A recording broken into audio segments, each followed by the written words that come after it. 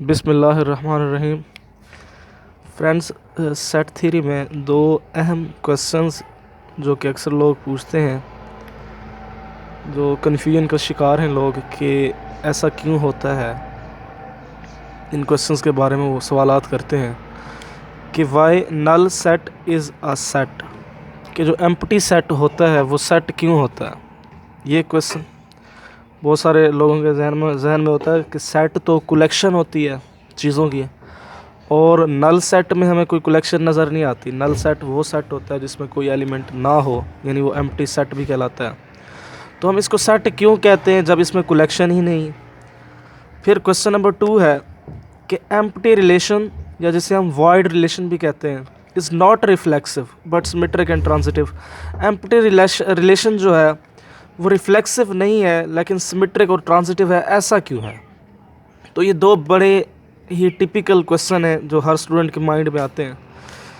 तो कोशिश करेंगे कि आज आपको इनके बारे में बताएं, इनके जो आंसर्स हैं उनके बारे में बताएं। अच्छा, पहला सवाल है कि null set is a set. Why null set is a set. Null set को हम सेट क्यों कहते हैं। देखिए, सेट की डेफिनेशन देखें आप पहले कि सेट को हम किस तरह डिफ़ाइन करते हैं।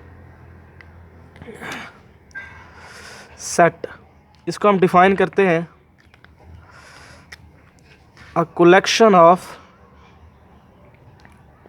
एक कलेक्शन है किन चीज़ों की, ऑफ वेल डिफाइंड, ऐसी चीज़ें जिनको हम अच्छी तरह से जानते हों, वो वेल डिफाइंड चीज़ें हों। डिस्टिंक्ट, वो डिस्टिंक्ट भी हों ऑब्जेक्ट्स।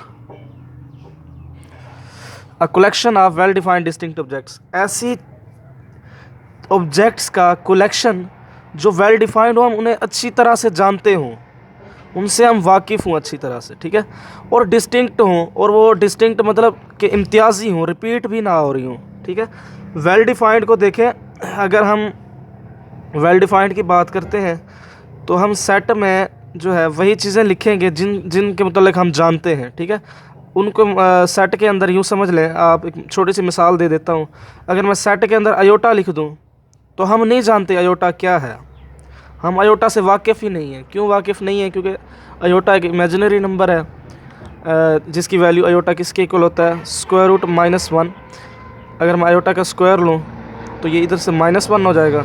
हम नहीं जानते वो नंबर जिसका स्क्वायर लें और नेगेटिव आ जाए, ऐसा हम कुछ जानते नहीं हैं, ठीक है।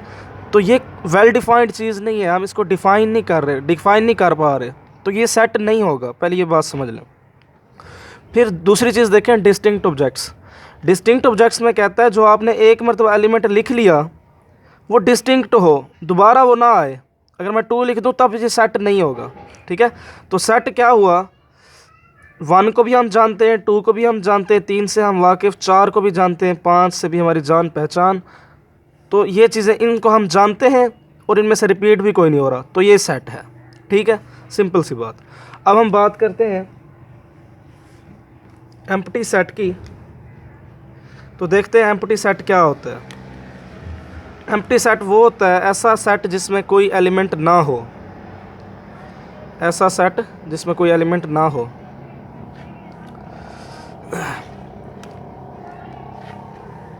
ऐसा सेट जिसमें कोई एलिमेंट ना हो, जिसे हम, अगर हम 5 से भी डिनोट करा देते हैं, इनमें कोई एलिमेंट नहीं होता, और इससे भी शो करा देते हैं एम्प्टी सेट को, ठीक है। तो ऐसा जो है एक ऐसा सेट जिसमें कोई एलिमेंट ना हो। अब इसमें देखें कोई एलिमेंट नहीं है, तो ये भी एम्प्टी सेट कहलाता है। अब हम बात करते हैं कि ये सेट क्यों है। देखिए, मैं 4 बेसिक ऑपरेशंस जो थे मैथ के, प्लस माइनस, इसमें 2 प्रूफ दूंगा आपको जो मेरे पास हैं, मल्टीप्लिकेशन और डिवीजन। हम 2 नंबरों के दरमियान ये लगा दें तो हमें एक नंबर हासिल होता था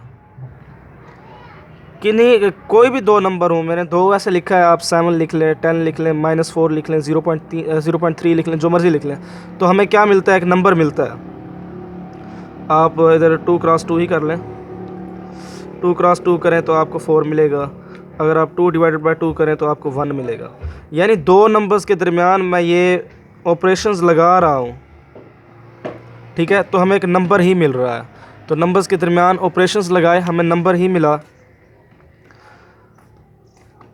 हमें यानी कोई और चीज़ नंबरों के अलावा कोई और चीज़ हासिल नहीं हुई। तो हमारी मजबूरी है, हाँ ठीक है, हमारा जो ये एम्प्टी सेट है ना ये कलेक्शन है, ना इसमें चीज़ें वेल डिफाइंड है ना डिस्टिंक्ट हैं, ठीक है। ये तो हम ये डेफिनेशन को तो सेटिस्फाई नहीं कर रहा, लेकिन हमारी मजबूरी है। वो मजबूरी क्या है कि जब हम सेट्स के दरमियान ऑपरेशन लें, जिस तरह मैंने नंबरों के दरमियान ऑपरेशन लिए तो नंबर ही आया, हम सेट्स के दरमियान ऑपरेशन लें तो हमारे पास सेट ही आए, ठीक है। तो ये मजबूरी है, इस वजह से हम एम्प्टी सेट को सेट कह देते हैं। देखिए मैं एक मिसाल देता हूँ। हमारे पास अगर ए है 1 2 3 और हमारे पास बी है 4। अब मैं अगर कहूँ ए इंटरसेक्शन बी, अगर मैं कहूँ ए यूनियन बी, तो देखें ए और बी दो सेट थे, उनमें मैंने एक ऑपरेशन लगाया तो मुझे हासिल हुआ एक सेट ही मिला ना, कोई एक सेट मिला ऑपरेशन से। तो ए इंटरसेक्शन बी लूँ तो तब भी मेरे पास कोई ना कोई सेट आए, कोई नंबर ना आए। देखिए नंबर हम जब ऐड कर रहे थे, सब्ट्रैक्ट कर रहे थे, ऑपरेशन उनमें कर रहे थे तो हमें नंबर ही मिला था। जब सेट में ऑपरेशंस कर रहे हैं तो हमें सेट ही मिले। तो बताएं इसमें कौन सा सेट आएगा? उसमें तो एलिमेंट ही कोई नहीं होगा, इस सेट में फाई आ जाएगा। तो इसलिए मजबूरन हम कह देते हैं कि ये भी सेट है, एम्प्टी सेट भी एक सेट है। वो मजबूरी क्या है? वो मजबूरी ये है कि हम जब दो चीज़ों के दरमियान ऑपरेशंस करते हैं तो तीसरी चीज़ जो हासिल होती है वो भी उन्हीं जैसी होती है। नंबर्स के दरमियान ऑपरेशन करेंगे आप, डिवीजन का, मल्टीप्लिकेशन का, एडिशन और सब्ट्रैक्शन का, तो हमें नंबर ही हासिल होगा। इसलिए जब सेट के दरमियान यूनियन करें तो तब भी हमें कोई नंबर सेट हासिल हो, इंटरसेक्शन करें तो तब भी हमें कोई सेट हासिल हो। एक और दूसरी बात जो बड़ी अहम है, उसको भी अगर आप समझ लें तो एक मिसाल है कि आपके पास, मैं एक एनालिटिकल एग्जांपल देता हूँ सेट की, एनालिटिकल एग्जांपल भी देता हूँ, एनालिटिकल प्रूफ भी देता हूँ इसका। देखिए अगर मैं कह दूँ कि एक हमारे पास डस्टबिन पड़ा है, डस्टबिन के अंदर उसमें कचरा है, ठीक है। तो अब मैं उस डस्टबिन को एक सेट कहूँगा, ठीक है। मेरी बात को समझे इस चीज़ को, क्योंकि सेट है वो। अच्छा अब मैं वो कचरा उठा लूँ तो फिर क्या वो सेट नहीं रहेगा? ये एक ज़रा सोचने वाली बात है। अगर मैं उठा लूँ, पहले वो देखें जब वो डस्टबिन में कचरा था तो तब वो डस्टबिन ही था, मैंने कचरा उठा लिया यानी डस्टबिन ही था। तो जब मैंने कचरा उठा लिया तो तब भी वो डस्टबिन ही रहेगा। मैं अब ये नहीं कह सकता कि ये डस्टबिन नहीं है, ठीक है। इसी तरह हमारे पास कोई सेट था, उसमें 1 2 3 थे। अगर मैं सारे एलिमेंट, जिस तरह मैंने डस्टबिन में से कचरा उठाया था, ये उठा लूँ तो मैं कचरा उठाने के बाद कहता था कि वो डस्टबिन ही है। अगर मैं ये एलिमेंट भी उठा लूँ तब भी मैं इसको कहूँगा ये सेट ही है। तो ये कुछ मजबूरियाँ हैं जिनकी बिना पर हम एम्प्टी सेट को सेट बोलते हैं, ठीक है। अब क्वेश्चन नंबर 2 है हमारा कि हमारा जो एम्प्टी रिलेशन है वो रिफ्लेक्सिव क्यों नहीं, जबकि ये ट्रांजिटिव और सिमेट्रिक तो है। चलें अब हम बात कर लेते हैं जी रिफ्लेक्सिव रिलेशन की।